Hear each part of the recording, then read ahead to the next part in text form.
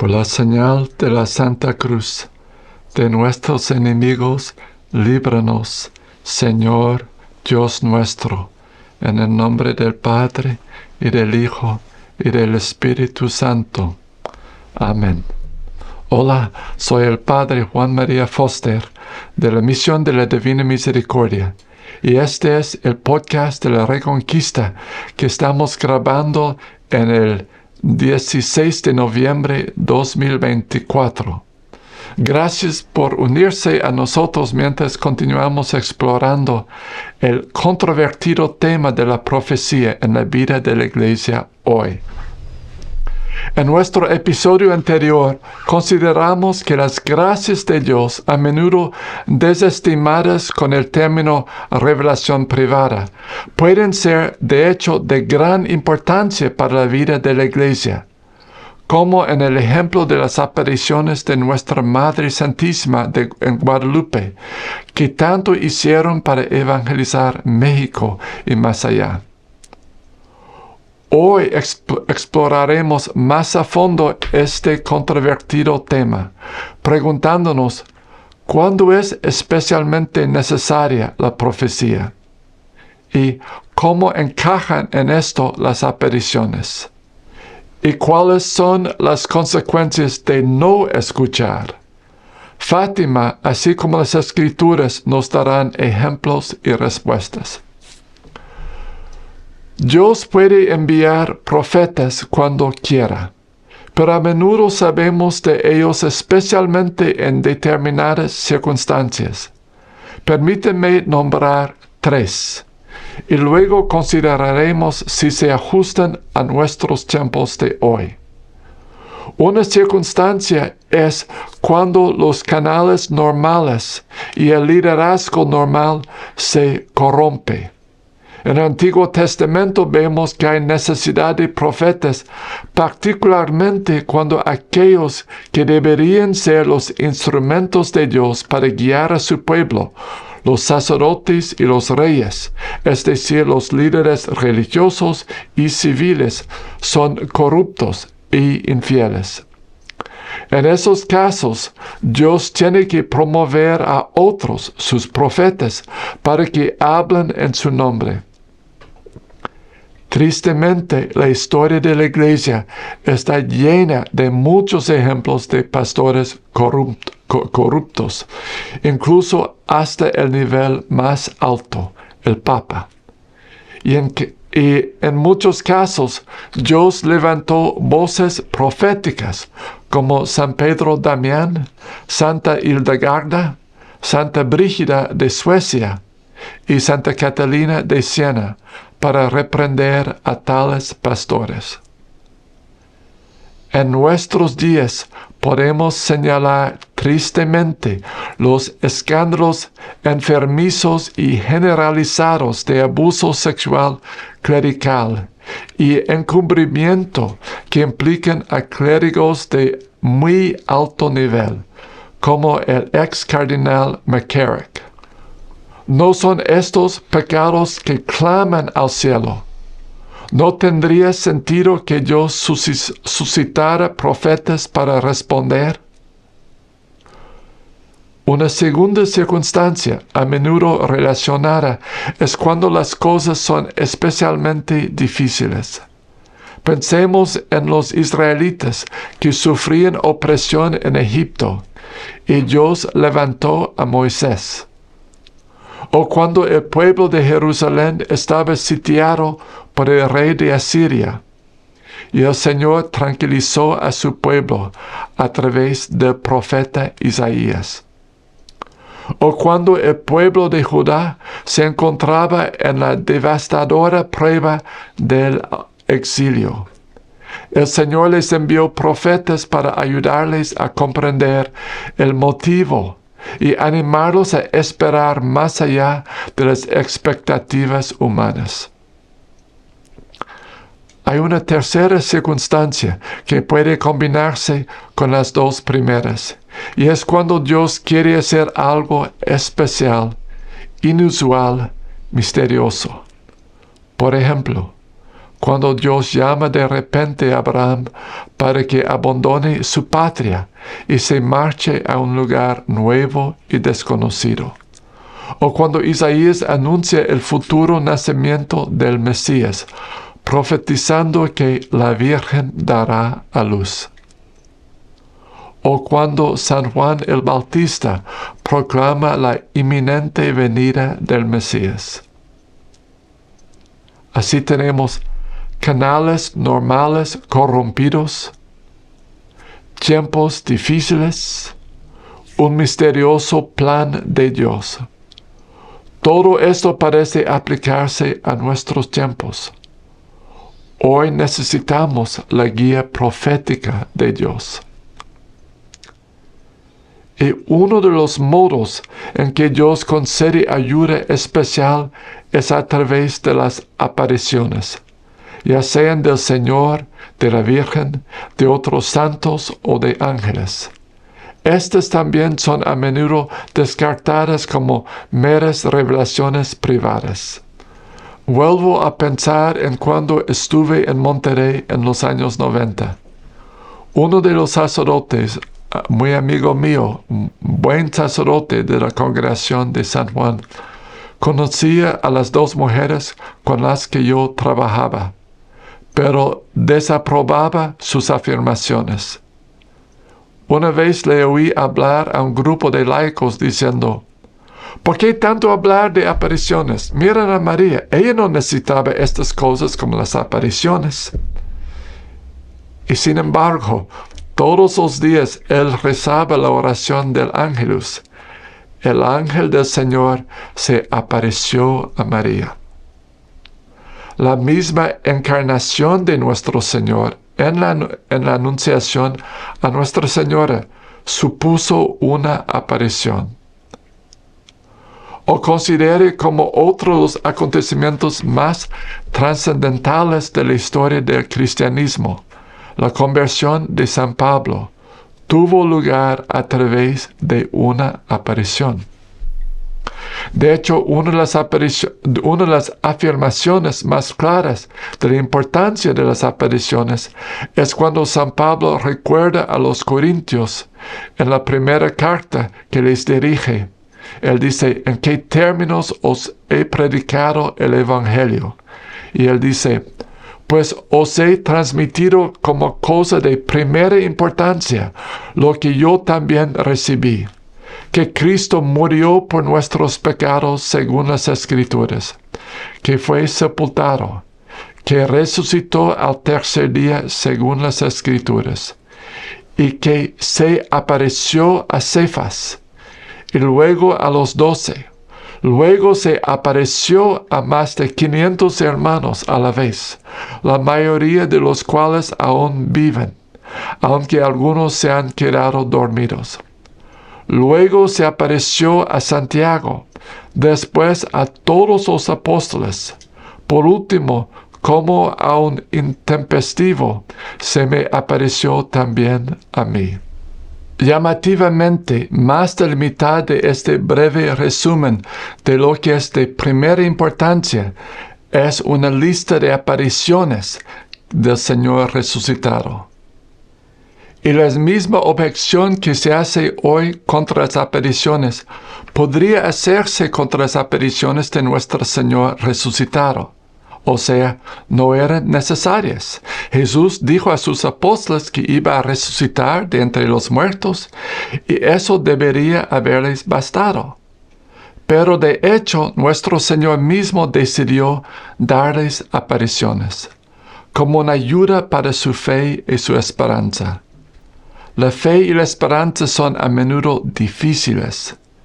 Si nuestro Señor ofrece ayuda, entonces y hoy, ¿no deberíamos aceptarla?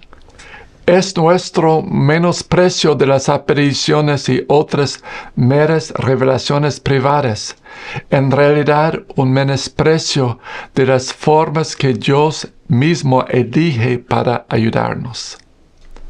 Uno de los ejemplos más claros de la importancia de estas revelaciones privadas son las apariciones de la Virgen en Fátima en 1917. Europa estaba todavía atrapada en la masacre que fue la Primera Guerra Mundial. Durante una de las apariciones en julio de 1917, Nuestra Señora dijo a los niños: ¿habéis visto el infierno donde van a parar las almas de los pobres pecadores? Para salvarles, Dios quiere establecer en el mundo la devoción a mi corazón inmaculado. Si se hace lo que os digo, se salvarán muchas almas y habrá paz. La guerra va a terminar, pero si no se deja de ofender a Dios, estallará otra peor durante el reinado de Pío XI. Cuando veáis una noche iluminada por una luz desconocida, sabed que es la gran señal que Dios os da de que está a punto de castigar al mundo por sus crímenes, por medio de la guerra, el hambre y las persecuciones a la Iglesia y al Santo Padre. De hecho, se trataba de la aurora boreal de la noche del 25 al 26 de enero de 1938, que Lucia consideraba como la señal divina de la que la Virgen advertía si no se atendían sus peticiones. Este signo insólito se produjo poco antes de la anexión forzosa de Austria a Alemania por parte de Adolfo Hitler.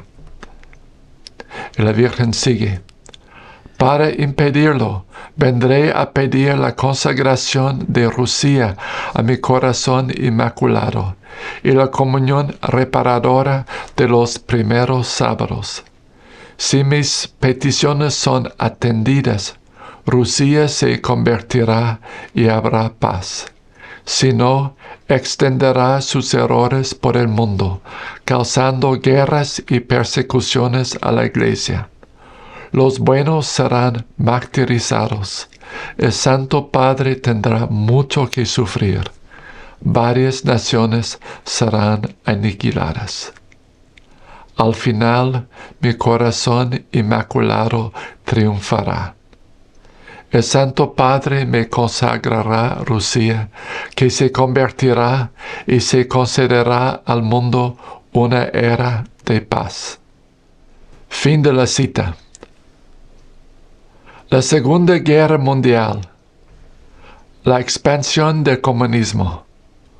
Dos de las fuerzas más destructivas de la historia de la humanidad, causantes de cientos de millones de muertes y sufrimientos indecibles.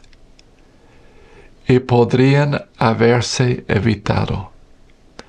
Este es el punto que quiero enfatizar. No estamos hablando de cosas de poca importancia, como a menudo se tratan de las revelaciones privadas, como si se tratara simplemente de añadir nuevas oraciones a las devociones de las mujeres piadosas. Se trata de algunos de los acontecimientos geopolíticos más trascendentales de la historia. Los líderes mundiales y los expertos de la Liga de las Naciones no pudieron evitar la Segunda Guerra Mundial y la expansión del comunismo, pero a 3 pastorcillos les indicaron los medios eficaces para hacerlo. Estos medios no eran los que los expertos humanos que se enorgullecen de su realismo habrían siquiera considerado. Sin embargo, eran muy factibles. Y si los pastores de la Iglesia hubieran sido más receptivos a estas meras revelaciones privadas, ¿se habría evitado mucho sufrimiento de la humanidad? Así pues, estas preguntas son importantes para todos nosotros, pero especialmente para los líderes de la Iglesia. Por líderes me refiero no solo a los pastores, sino a todos los que ocupan puestos de especial responsabilidad, como teólogos, formadores de seminarios, presidentes de universidades y líderes de organizaciones, así como a los influenciadores de los medios de comunicación y las redes sociales. ¿Han dado a estas comunicaciones de Dios la importancia que merecen? Rechazar a los mensajeros que Dios envía para ayudarnos ha sido un problema durante mucho tiempo. Los resultados de esta resistencia pueden ser trágicos. Por ejemplo, tomamos un ejemplo importante. En el Antiguo Testamento, Dios condujo a su pueblo a la libertad con el líder que Él había suscitado, Moisés. A través de él hizo muchas señales impresionantes. Después de Moisés, Dios levantó a Josué y luego a los jueces. Y el título juez aquí podría confundirnos. Los jueces eran hombres y mujeres que fueron levantados directamente por Dios, en lugar de heredar el título o recibir alguna formación humana especializada o ser elegidos por los hombres. Recibieron carismas especiales para ser líderes del pueblo en la guerra y en la paz. El último de ellos fue el profeta Samuel. Cuando se estaba haciendo viejo, el pueblo exigió un rey. Querían ser como todas las naciones, en vez de ser guiados de la manera especial que el Señor había elegido para su pueblo. Samuel se disgusta, pero a pesar de ello, presenta esta petición al Señor. Y en el primer libro de Samuel, el Señor responde: Escucha la voz del pueblo en todo lo que te diga, porque no te han rechazado a ti, sino que me han rechazado a mí de ser rey sobre ellos. Ahora pues, escucha su voz, solo que tú les advertirás solemnemente y les mostrarás los caminos del rey que reinará sobre ellos. Entonces Samuel advierte al pueblo cuáles serán las graves consecuencias de tener un rey. Les dice claramente: Pero vosotros habéis rechazado hoy a vuestro Dios, que os salva de todas vuestras calamidades y angustias, y habéis dicho: No, sino pon un rey sobre nosotros. El pueblo es obstinado, no escuchen ellos al Señor, pero el Señor les escucha a ellos y les da lo que pidieron. Lo que sigue es una larga serie de trágicas consecuencias en la historia de Israel y Judá, que finalmente condujeron a la caída de Jerusalén y al cautiverio babilónico. Las Escrituras enfatizan que estas consecuencias se debieron a que el pueblo no escuchó a los profetas que Dios les envió. De hecho, en el segundo libro de Crónicas dice: Yahvé, el Dios de sus padres, les enviaba avisos constantemente por medio de sus mensajeros, porque tenía compasión de su pueblo y de su morada. Pero ellos seguían burlándose de los mensajeros de Dios, despreciando sus palabras y escarneciendo a sus profetas, hasta que la ira de Yahvé se encendió contra su pueblo y hasta que no hubo remedio. Eso lo voy a repetir. Ellos seguían burlándose de los mensajeros de Dios, despreciando sus palabras y escarneciendo a sus profetas. Entonces, esta elección y las terribles consecuencias para el pueblo de Dios cuando no acepta ser guiado por Él, incluso a través de los profetas que Él elige dar.